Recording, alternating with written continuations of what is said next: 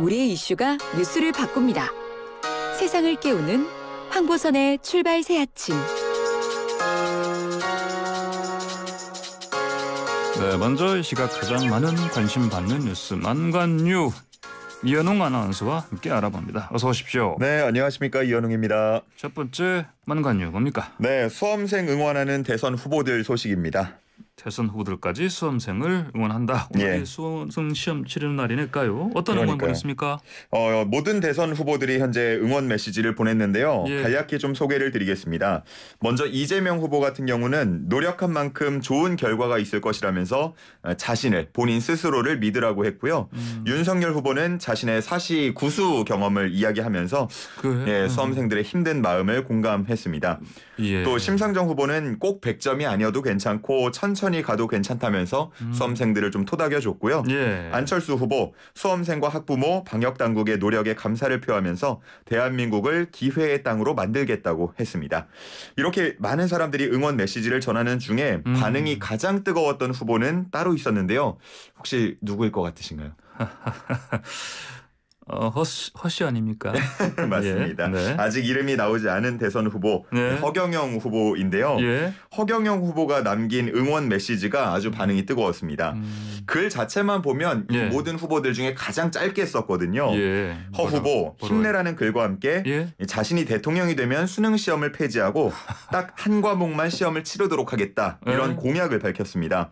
지금과 같이 전 과목을 잘해야 하는 교육 체제에서는 아인슈타인이 와도 서울대를 못 간다. 이런 비유를 들면서요. 대한민국에서도 이제 노벨상 수상자 한번 나와야 하지 않겠냐. 이런 이야기도 덧붙였습니다. 다소 과격하지만 일리가 있는 면도 있는데요. 이전부터 계속해서 이제 일관되게 주장해온 공약이기도 합니다. 허 후보의 이전 다른 공약들도 그렇지만요. 인터넷상의 댓글들은 보통 이제 재밌다라는 반응들 보였고요.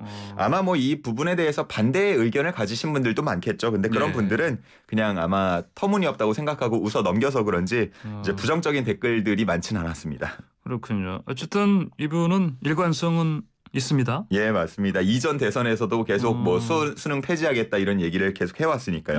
오늘 수능일 지금 7시 23분이니까 입실 이미 시작했을 것이고요. 맞습니다. 지금 아마 이제 막 들어가고 있을 것 같은데요. 8시 10분까지 입시를 다 마쳐야 됩니다. 올해도 이렇게 경찰차 타고 이런 모습이 연출될지 또 잠시 후에 뉴스에서 나올 것 같고요. 아마 이제 지금 이동하고 계신 분들 많겠죠. 택시 타신 분들이나 버스 타신 수험생분들 들으실 수도 있을 것 같은데 제가 이제 또 수능 시험 때 찍기를 굉장히 잘했거든요. 그래요? 제가 그 제2 외국어 시험을 아랍어를 쳤는데 아랍어요? 하나도 몰랐어요. 근데 이제 30문제를 찍었는데 제가 수능에서 25문제를 맞췄거든요. 아, 그래요? 찍기로만. 찍기의 신이네요? 제가 좀 찍기에 그 좋은 기운이 있으니까 우리 수험생분들에게 응원 메시지 넣어드리겠습니다. 아시는 문제는 다 맞추시고 모르는 문제는 찍어서 맞추고 오시면 좋겠습니다. 자, 찍기의 신 이현웅 아나운서의 기운을 팍팍 받으시기 바랍니다. 파이팅입니다. 자, 두 번째 만관유 주세요. 두 번째는 코로나19 위험도 평가 정례화입니다. 정례화. 어제 그 방역당국에서 발표한 거죠? 맞습니다. 이제 관련 지표를 좀 구체화한 건데요. 지금은 신규 확진자 수를 중심으로 해서 이제 진단을 하잖아요. 근데 앞으로는 코로나19 위험도 평가 지표를 기준으로 합니다. 이 지표 총 17개가 되겠는데요. 의료와 방역 대응 지표 5개, 코로나19 발생 지표 8개, 예방 접종 지표 4개까지 포함이 됩니다. 17개 지표. 맞네요. 상당히 좀 많고요. 대신에 이 중에 5개가 핵심 지표고 12개는 일반 지표가 되겠습니다.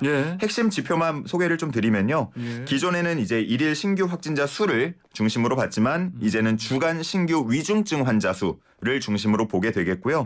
중환자실 병상 가동률과 의료 대응 역량 대비 발생률, 그리고 60세 이상 확진자 비율, 60세 이상과 고위험군 추가 접종률 이렇게 구성되어 있습니다. 그 단계를 나눈다고 했잖아요. 어떻게 하는 거예요? 단계도 나누게 되는데요. 이제 위험도를 매우 낮음 단계부터 낮음, 중간, 높음, 매우 높음까지 5단계로 평가를 하게 됩니다. 직전주 일요일부터 토요일까지 한 주 동안을 평가를 하게 되는데요. 매주 단위로 하는 거군요? 맞습니다. 매주 단위로도 주간 평가를 하고 또 4주간 해가지고 단계 평가도 이루어집니다. 주간 평가, 단계 평가. 참고로 이제 지난주 기준으로 평가해 봤을 때 전국 기준 수준으로 보면 낮은 수준이었고요. 그래요? 비수도권은 매우 낮은 수준, 그리고 수도권은 좀 병상 가동률이나 이런 게 높았잖아요. 네. 그러다 보니까 중간 수준이었습니다. 중간 수준. 예. 자, 그런데 그 걱정스러운 게 이 부스터샷까지 맞았는데 돌파 감염됐다 이런 얘기가 들리네요. 맞습니다. 추가 접종을 완료하고 2주가 지난 인원 중에서 두 네. 건의 돌파 감염 사례가 보고됐습니다. 이 두 건 모두 화이자 백신을 1차, 2차 그리고 추가 접종까지 한 그런 사례였는데요. 그래요. 예. 뭐 그래도 백신 접종을 완료한 덕분인지 중증 상태까지는 가지 않고 증상이 비교적 가벼운 것으로 전해집니다. 그렇군요. 이현웅 아나운서도 부스터샷 맞아야 되죠. 예, 맞아야 합니다. 얀센 백신을 1차로 이제 완료를 됐고요. 예, 지금 맞아야 하는 상황입니다. 그래요. 저 이현웅 아나운서도 돌파 감염 조심해야겠는데요. 예. 예. 이게 뭐 추가 접종까지 한다 그래서 네. 뭐 이렇게 100% 막을 수 있는 건 아니다 보니까요. 그러니까요. 예, 뭐 충분히 이제 걸릴 가능성은 남아 있다라고 보실 수 있고요. 예. 다만 중증으로 가는 그 비율 자체를 백신이 좀 막아주니까 그래도 추가 접종을 좀 하시는 게 좋겠다는 말씀을 예. 좀 드리겠고요. 예. 정부는 고령층 등에 대해서 원래 이제 6개월로 잡았던 추가 접종 시점을 이제 4개월 단위로 좀 앞당기기로 했습니다. 예. 역시나 뭐 중증화 비율을 낮추려는 목적이라고 볼 수 있겠습니다. 그렇군요. 알겠습니다. 다음 소식 주십시오. 네, 세 번째는 모르는 남자의 가슴을 만진 20대 벌금형입니다. 이게 또 무슨 소리예요? 좀 황당한데요. 예, 예. 지난 5월에 발생한 일입니다. 예. 그 판결이 이제 어제 나와서 사건이 좀 알려지게 됐습니다. 아, 그래요. 이 사건을 돌아보면요. 지난 5월 23일 새벽 3시 30분쯤이었는데 예. 대전의 한 편의점에서 20대 여성이 물건을 구매하고 있었습니다. 근데 결제가 잘 되지 않으니까 예. 뒤에 줄을 서고 기다리던 남성에게 대신 결제를 해달라고 요구를 했고요. 예? 이 요구를 거절당하자 해당 남성의 상의 안으로 손을 넣어서 가슴을 만졌다라는 사건입니다. 하여튼 이상한 상황인데. 예, 좀 황당하고 이상한 사건인데 그 예. 뒤에 있던 사람이 일행도 아니었고요. 예. 전혀 일면식 없는 사이였다고 합니다. 아니 이게 정말 일부러 그랬다면 혐의가 이렇게 그냥 가볍게 넘어갈 것 아닌 것 같은데 어떻게 맞습니다. 나왔습니까? 일단 벌금 100만 원이 선고가 됐고요. 100만 원. 예, 재판부는 추행의 정도가 가볍지 않고 죄질은 나쁘다고 보았지만 예. 이 전력이 없고 피해자와 합의한 점을 고려해서 양형했다 이렇게 밝혔습니다. 이 소식이 전해지니까 뭐 당연히 또 나오는 게 예. 성별이 반대였으면 어땠을 것이냐, 과연 벌금 100만 원으로 끝났을 것이냐, 예. 뭐 이런 이야기들 나오면서 이 판결 결과에 대해서 남녀 평등이 좀 이루어져야 한다 이런 의견들 주로 댓글에 달렸습니다. 그렇군요. 예. 다음 왕관 주십시오. 네, 재판장에서 욕설 난동 부린 20대입니다. 아 이거 알 것 같은데요. 연예인이죠. 예. 이분이 이제 뭐 연예인으로 알려졌는데 사실은 정식 데뷔를 한 적은 없어서 연예인이라고 볼 수는 없고 정식 인플루언서 정도로 보면 될 것 같습니다. 아마 그래요? 이름 예. 다들 좀 들어보셨을 것 같고요. 예. 마약 투약 혐의로 이제 재판을 받게 됐는데요. 지난 2016년에 마약을 대마를 흡입한 혐의로 기소가 돼서 예. 2017년에 집행유예를 선고받은 바 있고요. 이 집행유예 기간에 다시 한번 범행을 저지르면서 이번에 좀 실형이 선고됐습니다. 예. 재판에서 1년 6개월의 실형이 선고됐습니다. 그러면 법정 구속됐겠네요. 맞습니다. 그리고 근데 이제 재판 과정에서 좀 난동이 있었는데요. 그래요? 예, 공판 말미에 판사가 이제 도망의 우려가 있어서 구속영장을 발부한다라고 하니까 약간 흥분하면서 12조로 항의를 했습니다. 예. 자신은 도망을 가지 않을 것이다. 구속되기 싫다. 실형을 받을 이유가 없다. 특정된 게 아무것도 없는데 왜 유죄냐라면서 따졌고요. 예. 급기야는 욕설까지 내뱉었습니다. 욕 뭐라고 했어요? 이걸 예. 방송에서 좀 하기 그런데 C로 시작하는 그래요? 숫자 같은 욕설을 좀 했고요. 예. 특별히 이 판사가 이 욕설을 문제 삼지는 않았지만 자칫 잘못하면 법정 모욕죄로 추가 처벌을 받을 수도 있는 그런 행동이었습니다.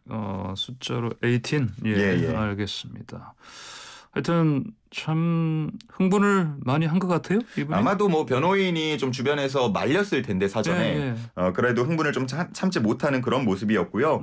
누리꾼들은 이 소식을 듣고 집행유예 기간에 동행 범죄를 또 저질렀는데 예. 1년 6개월은 너무 약한 거 아니냐. 형량이 약하니까 반성을 하지 않는 것 같다. 약간 이런 의견들 주로 달렸습니다. 그래요. 알겠습니다. 오늘은 여기까지 듣겠습니다. 고맙습니다. 네, 감사합니다. 이현웅 아나운서였습니다.